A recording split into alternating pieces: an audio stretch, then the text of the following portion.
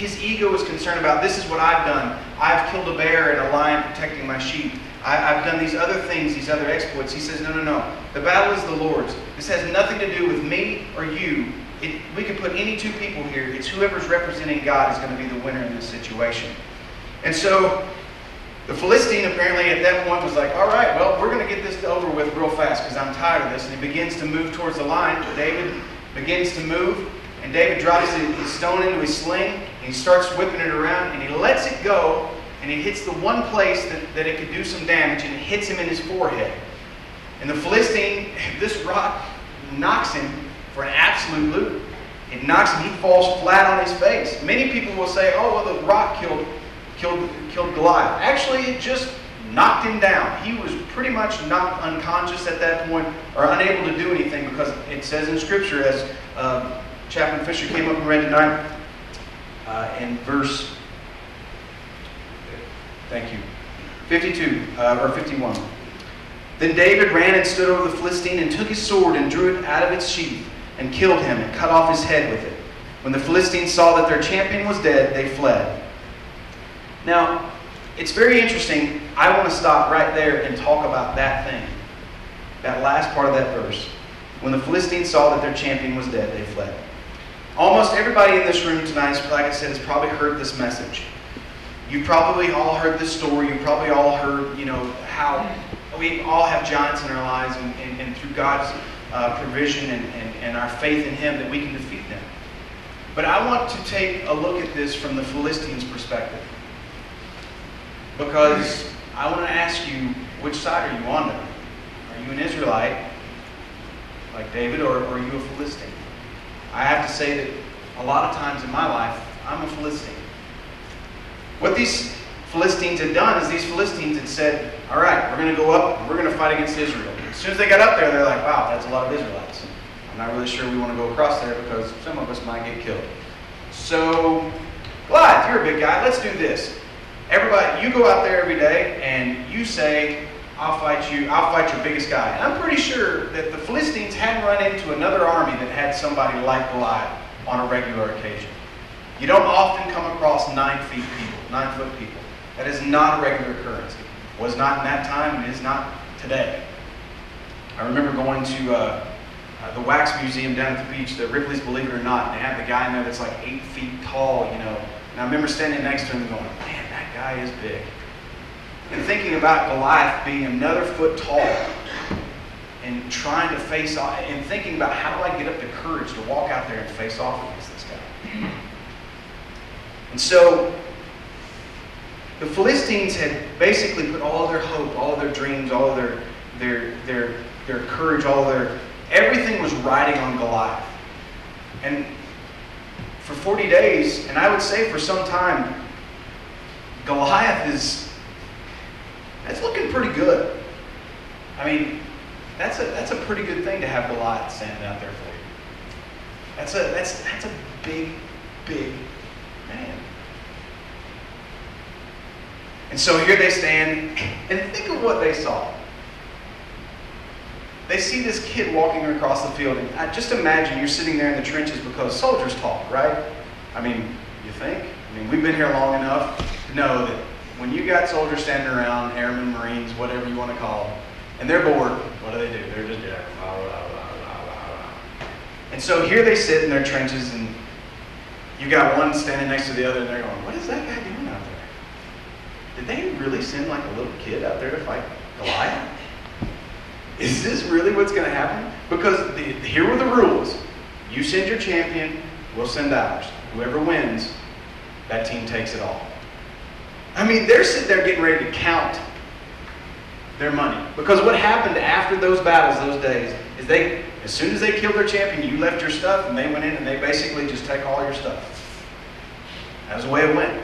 So the Philistines are basically counting money at that point, sitting there going, Goliath's going to kill him with he's just going to walk up and punch him, and the guy's going to be dead. We're rich! They're going to run away from all that stuff, and we're totally going to take everything they have.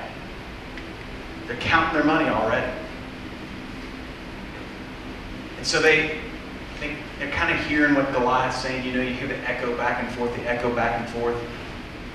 And all of a sudden they see Goliath moving forward. And they're just sitting there going, oh, this is almost over. It's almost over. It's almost over. We're ready to do this. Oh, I can't wait. I can't wait. I'm going to give me one of those nice Israeli tents. It's going to be so nice. My tent is horrible back home. Nice one they got over there. And then all of a sudden, they see that little shepherd boy just sort of whipping his hand around. They're like, is he really going to try to hit him with a rock? Do they not know? Does he not know how? Look at all of his armor. Look at, oh God, he just fell down. What happened?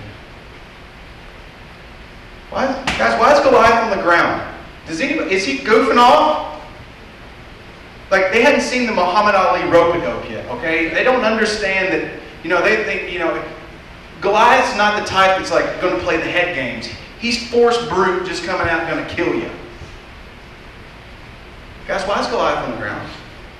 Does anybody know why Goliath is on the ground? Why is the 9-foot guy on the ground?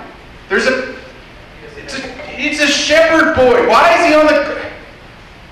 He's not... Guys, he's not moving. He's not... Goliath's not moving. Goliath, he's got a sword. He's got his sword. Guys, he's got his... Just cut his head off. Goliath's head's off. And they fled. And they fled. Remember the deal. You send your guy. We send our guy. Whoever wins, the other one takes it all. The Philistines, they didn't hold up their end of the bargain. They took off.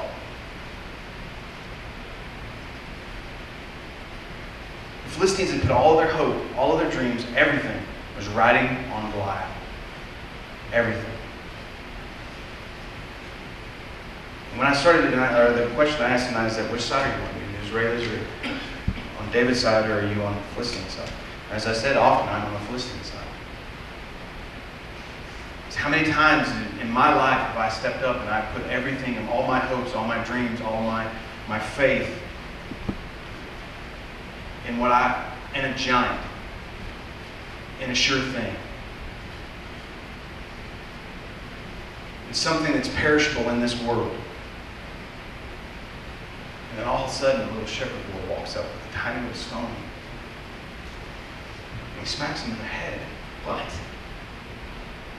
What I mean by that is, how many of us in this room stood there and somebody's walked into our office and said, sorry, we just can't keep you around anymore. It's just budgets, just can't do it. Your spouse has walked in the house and says, I don't love you anymore. I'm done. I'm leaving with this person. I know personally, sitting in a doctor's office, and he's looking at me and he says, your son has a very large tumor that's probably going to kill him really soon. What? What? That's my son. That's my giant. He's okay. What? We've put all of our hopes, all of our faith, everything in this giant. We've walked him out there day after day, day after day, day after day, looking at the world and often not even thinking about it and looking at God going, you bring your guy out, you bring out ours. We'll put them up together. We'll see what happens. And often that giant stands strong. It does. It will. But then the most unusual thing happens. Tiny little shepherd boy walks up with a rock.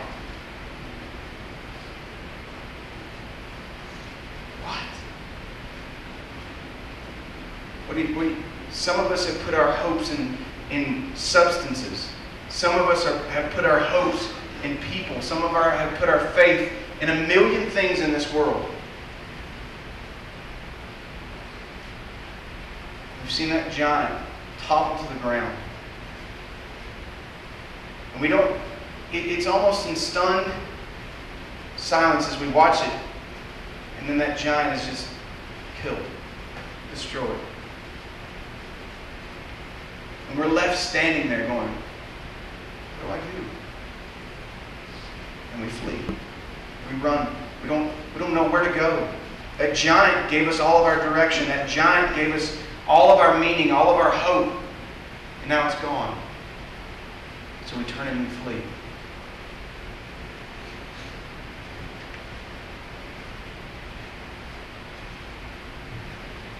It's very interesting if you turn to 1 Corinthians chapter 1.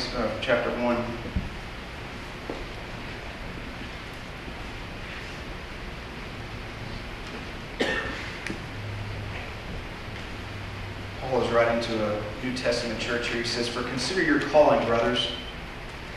This is verse 26. "Not many of you were wise according to worldly standards. Not many were powerful. Not many were of noble truth. But God chose what is foolish in the world to shame the wise. God chose what is weak in the world to shame the strong. God chose what is low and despised in the world, even things that are not, to bring to nothing things that are, so that no human being might boast in the presence of God. And because of him, you are in Christ Jesus, who became to us wisdom from God, righteousness and sanctification and redemption, so that it is written, 'Let the one who boasts, boast in the Lord.'" So often, I know even in my Christian life, I've been a Philistine. I try to do this job. I try to come up here and speak in my own power. I try to meet people and counsel them in my own power. I try to do everything in my own power. And then God strips it all away from you and leaves you bare, standing there saying, "You can't do this without me."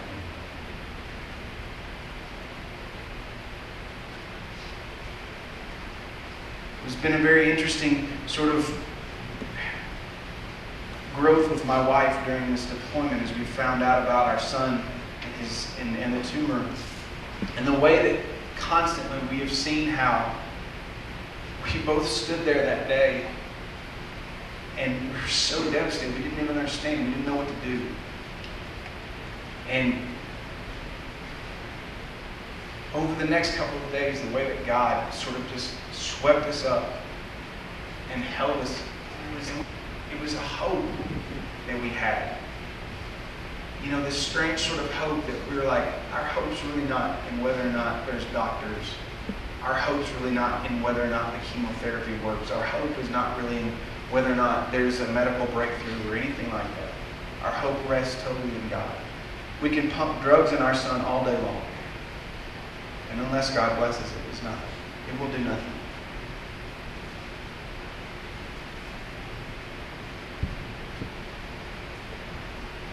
And I think it's also quite interesting as well that we see in, if you look at verse 52, you kind of look at David real fast.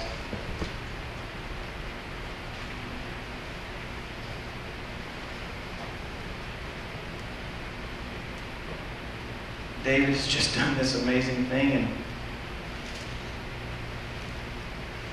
it comes back, and what you see in verse 52, it says, "And the men of Israel and Judah rose with a shout and pursued the Philistines as far as Gath and the gates of Ekron, so that the wounded Philistines fell on the way from Shureen as far as Gath and Ekron." You know, David is a great picture of faith in this story. He shows absolute and wonderful faith throughout. He never is, "Hey, this is David doing this thing." It's constantly, "I'm here doing this for God. God is using me to accomplish this." And it's awesome to see that as soon as David has done this thing, this great, mighty act of faith, that suddenly the Israelites aren't so scared of him.